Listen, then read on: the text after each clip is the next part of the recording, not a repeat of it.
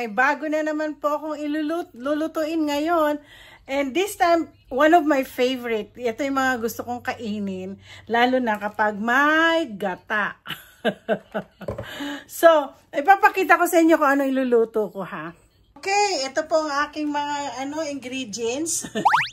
Sibuyas, bawang, sibuyas, ginger. Itong pork, iluluto ko na. So, ilalagay ko na itong pork para siya ay magmantika. Papamantikain po natin siya. Okay. Tapos may pork. Ito na. Sitaw at kalabasa. Ang dalawang paborito kong gulay with matching matching gata. Kaya po ako po ay mag-umpisa na rin magluto. Ayan po lahat ang lulutuin ko. Binagigisa ko to para dito po magmantika. Di ba? Ang sarap pag ito ay minantika. Ito po maganda sa sa ceramic. Meron po ako sa Salad Master, okay, pwede din. Kaya lang, ewan ko ba, mas gusto ko tong ceramic kasi hindi siya nagdidikit. Okay, see, this is already, crispy. Diba? So, I'm gonna put that. Gisa-gisa na tayo. Gisahin ko na. Ay, aray po.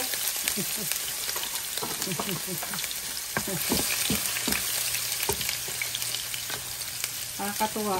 Tuntua ako pag ito din ang mantika ng taba ang gagamitin ko. Okay. So, medyo nag-brown na, lalagyan natin ng sibuyas. Okay. Siyempre, lagi ko pong nilalagyan pag ako nagluluto, lalo na pag gulay na may gata. Nilalagyan ko po siya ng ginger.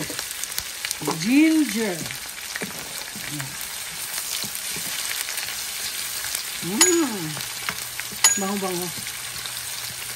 Okay. Bubuksan ko to, ha.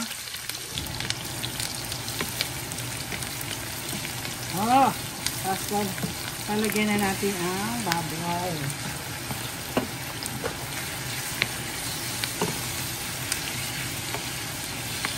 Madali lang po tong gulay na to. Pero ito talagang pinaka-paborito ko kainin. Lalo nung bata ako. Kasi lalo na pag kalabasa, paborito kong kalabasa. Marami akong klaseng kalabasang iluluto. Marunong din na rin po ang gumawa ng kalabasa soup. Yung squash soup. Yun kinakain ng asawa ko. Mas gusto niya yun. Lagyan natin ang pepper.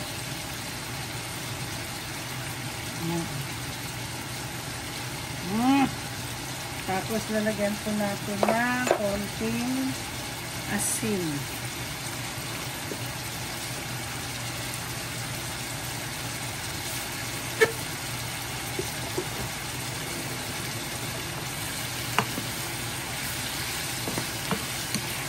Sarap na. Alam mo, nakakapag sarap ng amoy yung ginger. Diba? Alam ko, ang ginger kasi is like a medicine. Yeah. So, ayun muna natin yan. Lagyan na natin mga gulay. Mga madami yata akong Teka, titingnan po natin kung madami yata akong sitaw. Gagawin ko na sa ibang sitaw.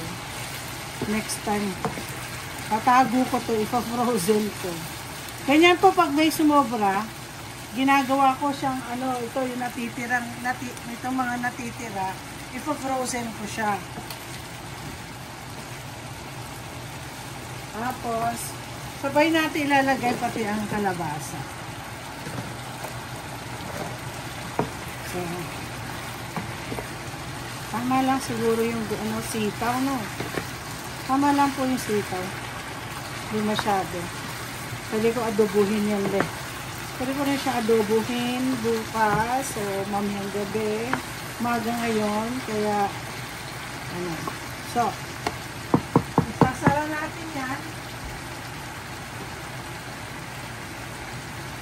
Palambutin natin. Hindi ako naglagay pa ng konting tubig, pero tingnan natin.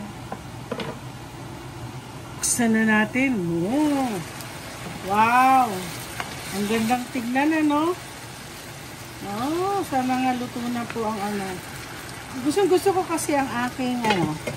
Ay, ano ba yan? Tingnan natin. Gusto ko kasi ang sitaw na medyo crispy. Tingnan natin to kung okay na. Hindi pa yata. Dapat pala yung ulitin po natin. Tignan natin. Ay, okay na siguro itong ano. Nalimutan ko maglagay ng ano, seasoning. Madalas ako po naglalagay ng seasoning. Maglagay ako ng konting ano, tempeh patis. Pero konti lang to, konti lang. Kailangan ko lang i-measure. Hindi masyado. So, natin hindi masyadong kasi magkakaroon din naman to ng parang ano pag nilagay natin ang gata. Yan, masarap. So, lalagyan ko po ng gata.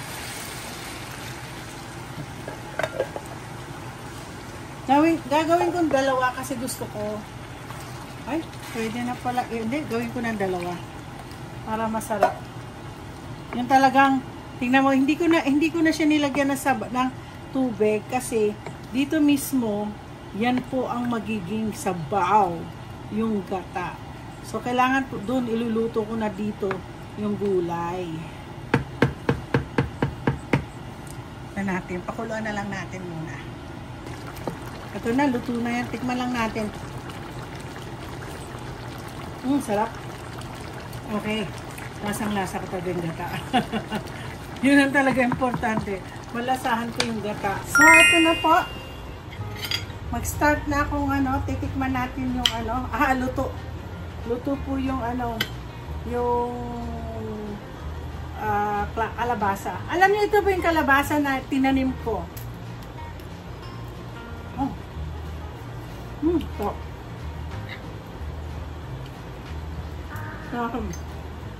Doon natin yung ano, yung sitaw, lalagyan ko ng konting pork.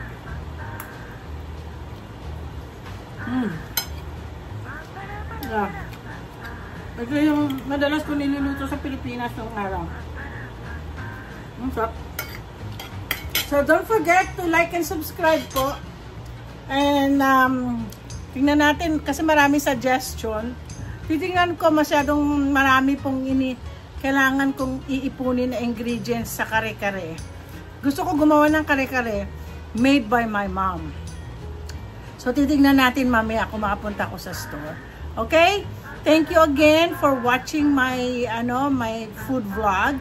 And so simple. This is just a simple food na madali ko pong niluluto kapag umuwi ako sa bahay from my work, gabi na. So ito, tapos ginagawa ko, nagiging nagiging baon ko siya. Okay?